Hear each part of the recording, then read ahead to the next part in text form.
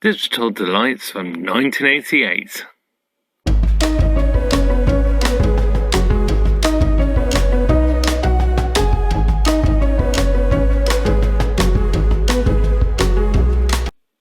Hello, and welcome to another Mr. Beats Bike video, and this one's a little bit different insofar as we're looking at a machine for the US and Japanese market. It's a Sony SL-HF860D. D is for digital picture, or digital. So this has digital still, trick modes, frame captures, all sorts of exciting different digital effects, which I hope we'll be able to have a look at, if we can get it going. Now this machine dates from 1988, and it was top of the range of the time. It has Super Beta. It's also hi-fi, VU meters, display. It's got a, 7-day, 6-event timer. It's pretty cool. Remote controlled, of course. Records in Beta 2, Beta 3, but it will play back Beta 1 and Super Beta 1 as well. And it's really a very nice machine. Now this example, I bought this from the UK, and it's not the tidiest example. It's quite scratched on the top, but that's fine. I think I've already found a home for it as well, which is nice, but just waiting to hear back. And the fault, as far as I can remember, because I've had this quite a long time, is that lacing, there's a lacing fault. It's not properly putting up. I think it's one of the, I think it's the actual pinch roller side. I don't know why I think that, but yeah, I think that's what it is. So yes, let's have a look around the machine. Okay, so there's no front flap for the digital controls, but there is a front flap for the various controls for the audio, tuning. You've got stereo select as well for the tuner, for the recorded signal from the TV, where it was available. Headphone socket and level sockets, very familiar if you know the HF 950s and 100s and whatever, similar sort of thing. Around the back, we've got quite a few sockets. We've got line in 2 on the front. We've got line in 1 on the back. Line out. We've got separate audio out, which is always quite handy actually to have to plug straight into an amplifier. And we've also got S control in out, so you can loop it as well.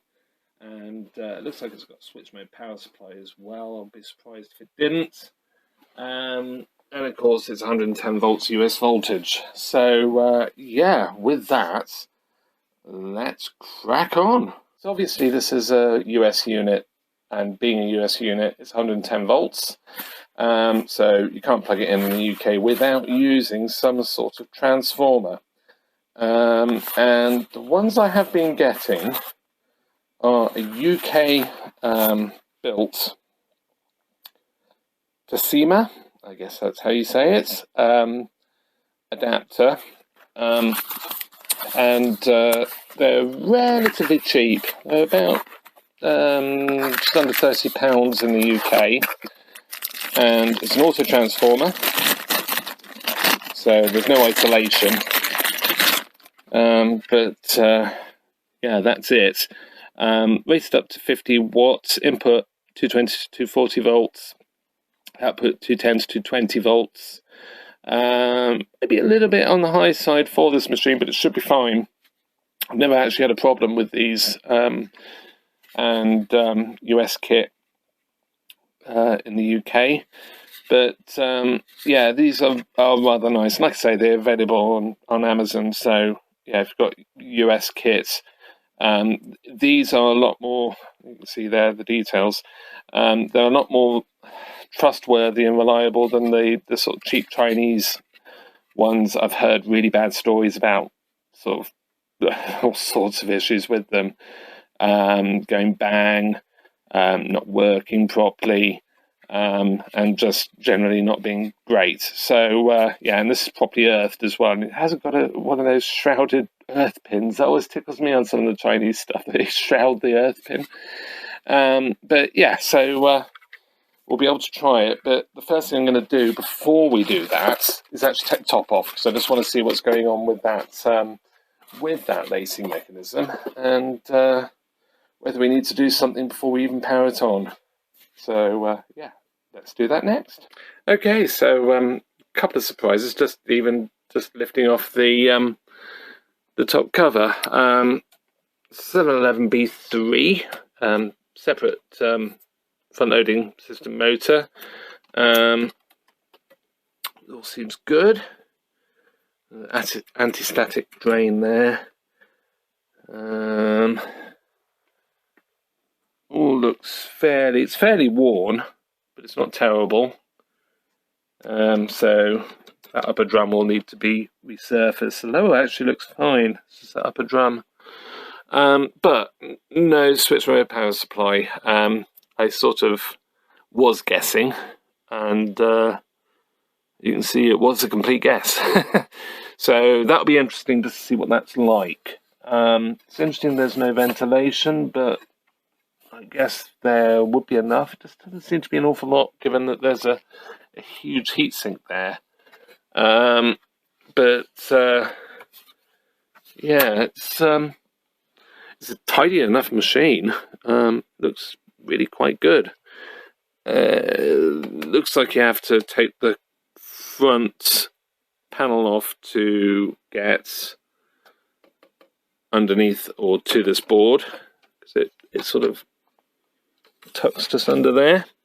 But that's fine. It's just an unclip job by the looks. No screws. So yeah, interesting. It's interesting to see a machine like this, because in UK and Europe we just didn't see these.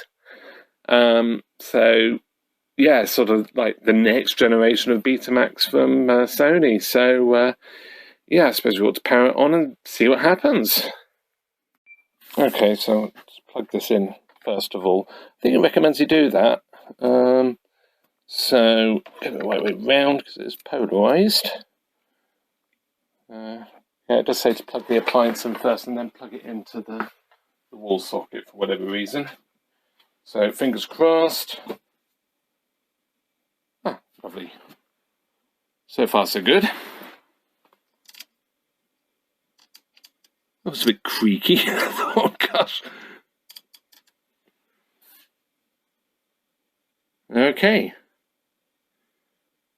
So I suppose I ought to just put a cassette in and see what it does. Okay, so it's not an NTSC cassette, but I'm just going to see what it does. Well, it's laced. Right, okay.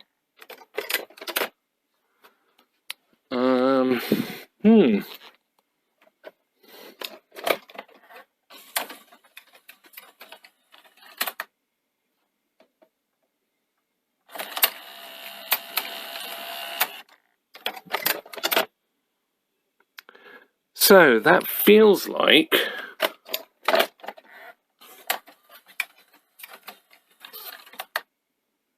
yeah, motor's still driving. So it doesn't realise that it's laced. And then it's just unlacing again.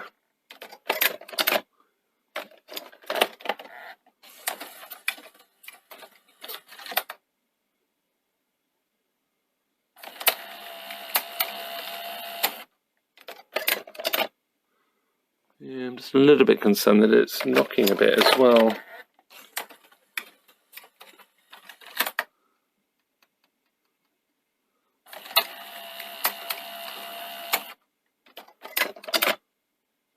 Right, okay, so I'm guessing we're looking at something probably to do with maybe the mode switch. These do have a mode switch. They're only very simple though.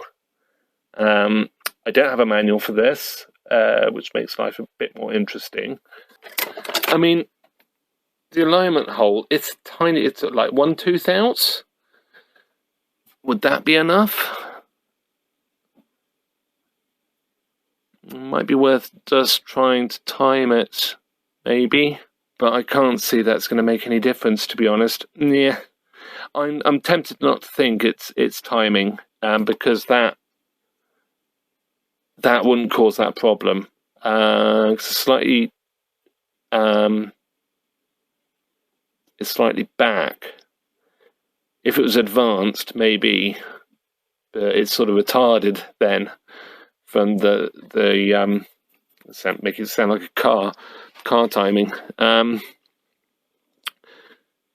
So I don't think that would give this fault.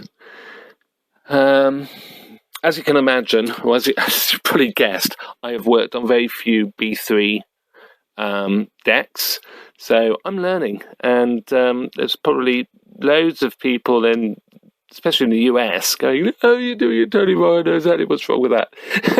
So enjoy me floundering around with a 711 B3 based machine, and you're probably cringing that I keep trying this.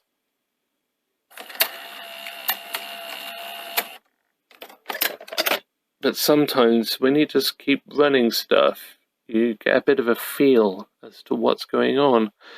Okay, yeah, I think what I'll do, I have got a manual on the B3 deck, and I do have another manual that covers a machine with this deck in. So between the two of those, I should be able to work out whether this is actually working as it should. So yeah, I think I'll dig all those out, and we'll take it from there. Yeah, so I've decided to lift this up, have a look at that mode switch. Like I said, I think it's pretty simple on the B3 decks. This is also a 120 volt. It's US, it's 120, it's not 110. So yeah, oops. But yeah, that just means that auto transformer is absolutely perfect. It's running nice and cold as well, although it is freezing in here at the moment. So yeah, so I'm going to take the screws out from this, and we will see what we can do. I think it's just 2 screws, and then you unclip it here. But anyway, I can't remember. It's so long since I've done a B3 deck. It's probably 2 years since I've seen a B3 deck. So yeah, it'll be fun. Okay, so I didn't film taking those 2 screws and just splaying out those 2 bits of plastic, but you get the idea. So there's a mode switch. You can see there the line there, the timing line is straight to the right in the eject position. So this just lifts off. And below you can see everything else that's going on. There are timing marks, so hold there, hold there. I think that's right. I really need to look at the manual, don't I? But there we go. So I can get that hole lined perfectly up. For what it's worth, this needs to come right the way back when I push that back in. All plastic gears. See, that's slightly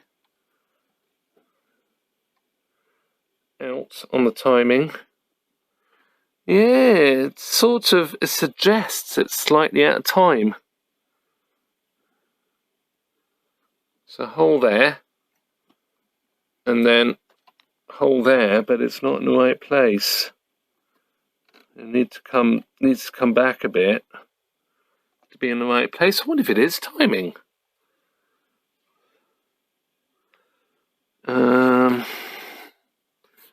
So if I lift the spring over here, so just very carefully move that. Oh gosh, that sounds horrible. I'm just going to do this very, very carefully so I don't stretch that spring. Just enough just to lift this.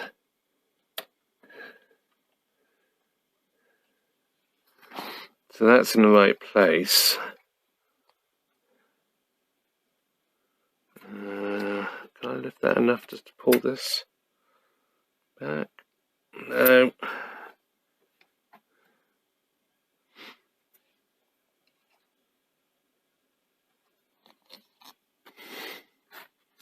Yeah, let's get that spring off. It's not like it's difficult to do.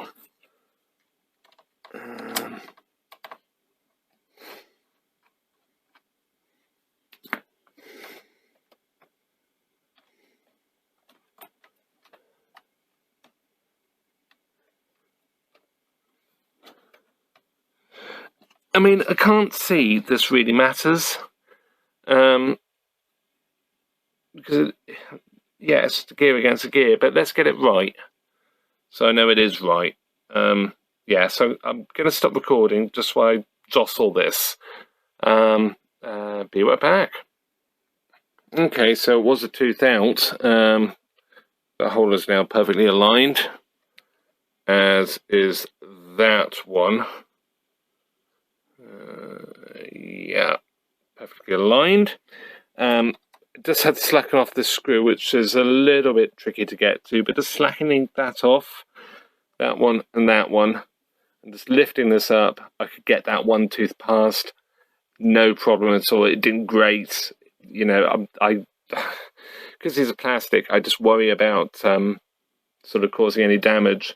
And obviously, I mean, the lacing, the S-ring is plastic as well, even on the older decks. But yeah, that's actually fine. So just press that down and tighten up these screws. And we should still be in. That's clicked. Sign that it's done something. Yeah, you see that's come back. Although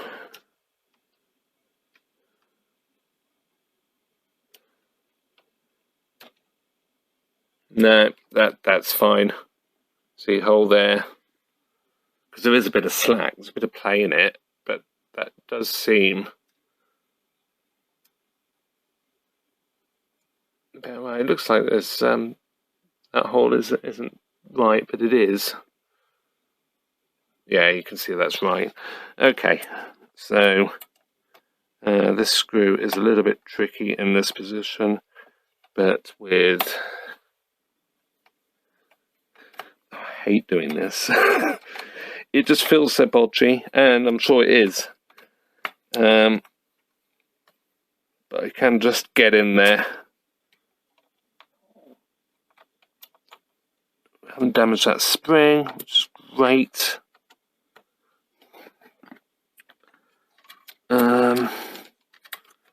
So, magic tweezers.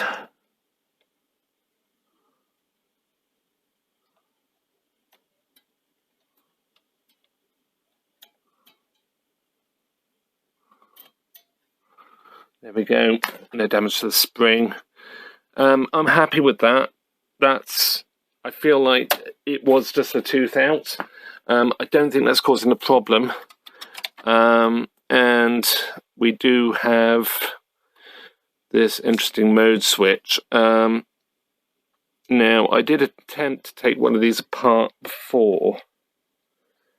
And yeah, it's a matter of taking off these 4 bits of plastic and then trying to reseal the thing once it's clean. So yeah, that's the next thing. I might actually try using the hot air gun just to lift this off. to see if that will do the trick. Okay, so scrap all of that. I'm going to leave this. I'm not going to touch it. Probably is fine, because I just had this nagging thought in the back of my head of what actually causes this, and it's really weird. But about 4 years ago, before I started doing videos for the channel in any sort of serious way, shape or form, I think it was an ME machine with a B3 deck and an SDK chip, and I changed the SDK chip and it was doing exactly the same thing. Changed the SDK chip and it fixed the fault. So yeah, and by luck, I was watching Conan on video99.co.uk, the YouTube videos, and he actually had an NTSC machine with exactly the same faults.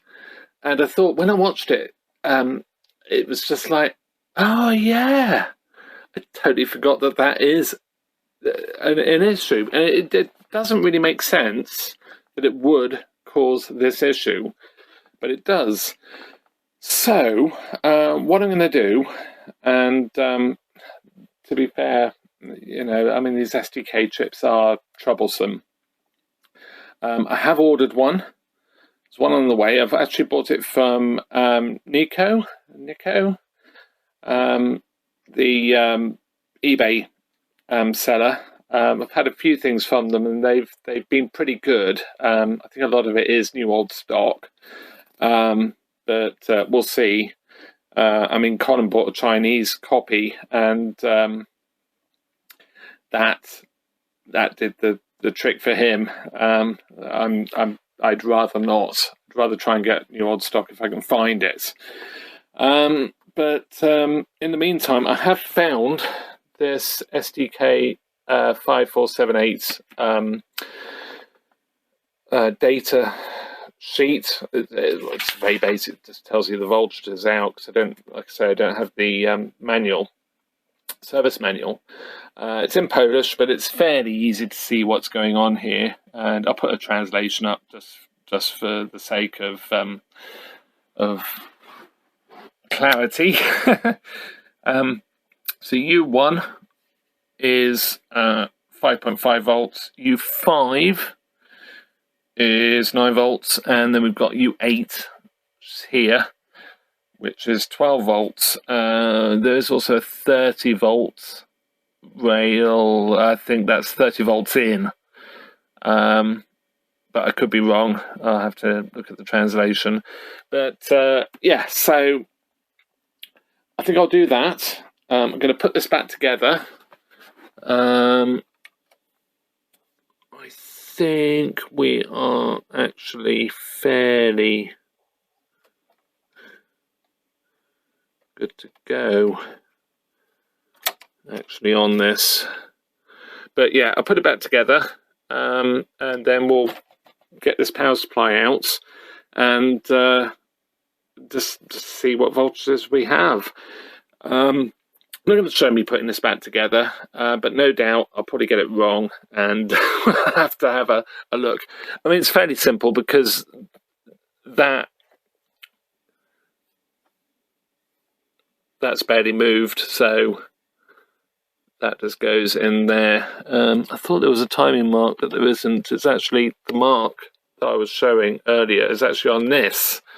So as long as that's the right way, you're fine. And then this just points downwards into there. So yeah, we should be good. To be fair, I don't think it matters. I could be wrong. Tell me if this is correct. I think the mode switch can actually go in either one of these, and will locate in either one of these. It's a very basic mode switch, and I think it's just literally telling the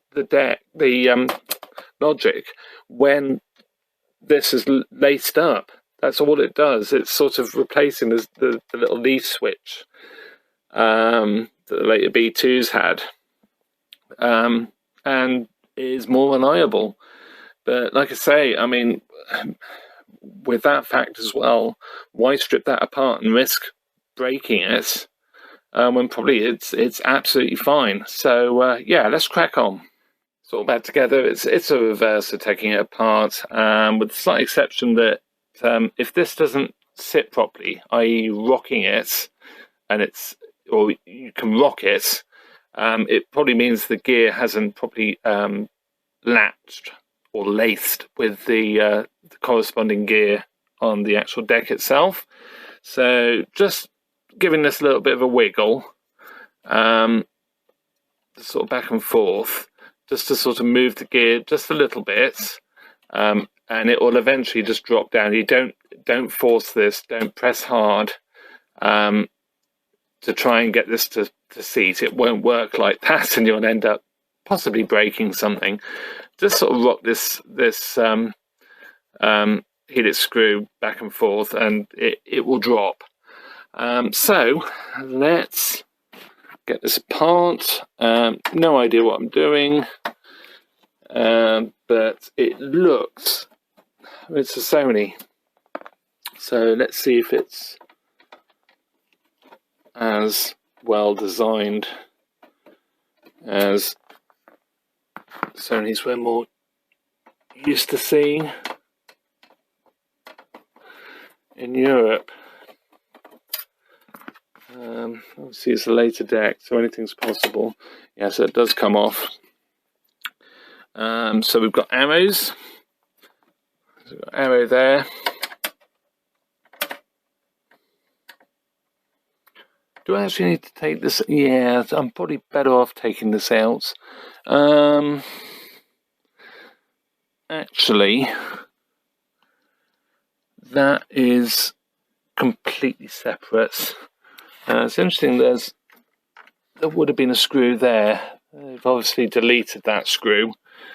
I think I just need to remove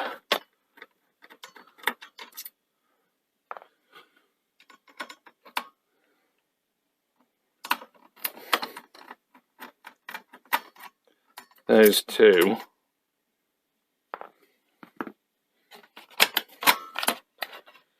And depending on how much slack there is,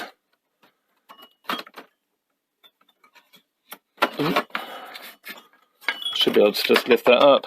Yeah, I can. So I will fire this up. I'll probably try and get this in a slightly better position to test it, and yeah, we'll see what voltages we have. Okay, so I have a manual for the SL-200ME, and this uses the same chip, the SDK chip. So this gives me a little bit more. So pins 3 and 10 are the inputs, and then I've got outputs 1, 5.5, 5, 9, 7, 8 tied together to give 12 switched. And then we've got the AC voltages there for the timer block, power switch, transistor, which we know is working, or system. So yeah, let's have a look. I've got this in a fairly good position now to actually take readings, so yeah, let's crack on. I've just powered it on and it just laced by itself. I don't know whether I've made this worse. I may well have done something wrong.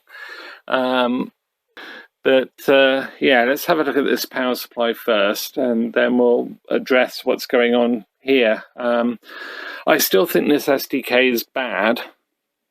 I need to change that before I do anything else, and maybe that will just fix everything. But I can now power on and off, but I can't do anything. So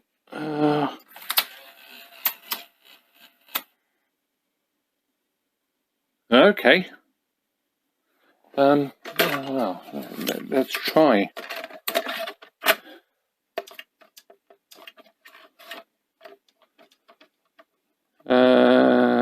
Yeah, okay. So nothing's actually, oh gosh. Remember, these are fairly flimsy decks in comparison to the older ones. Okay, so let's see where we're at. Pin 1 should be 5.5. We're at a standby. So yeah, news, damn it. Pin 5 is the switch 9 volts, so we're on. Pin 5. Somewhere near. Pin 7, 8 is switch 12 volts. So 7, so 10, 9, 8. It's actually a test pad for that. That is fine. So, I mean, the SDK checks out fine. I mean, I will change it, but I can't see that that's the problem. Okay, so let's just test this deck in case I've done something stupid. Let's move that out of the way. So,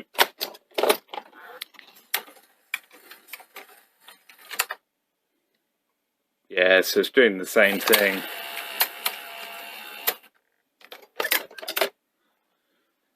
Yeah, so, yeah, that's, I haven't moved anywhere forward with this. So I think what I'll do, I'm going to cut this one short now. I'm going to wait until that chip arrives, the SDK. I will change it. I very much doubt that is the problem. The voltages look good. Everything looks fine. I still think maybe I've got I don't know, maybe a Syscon problem.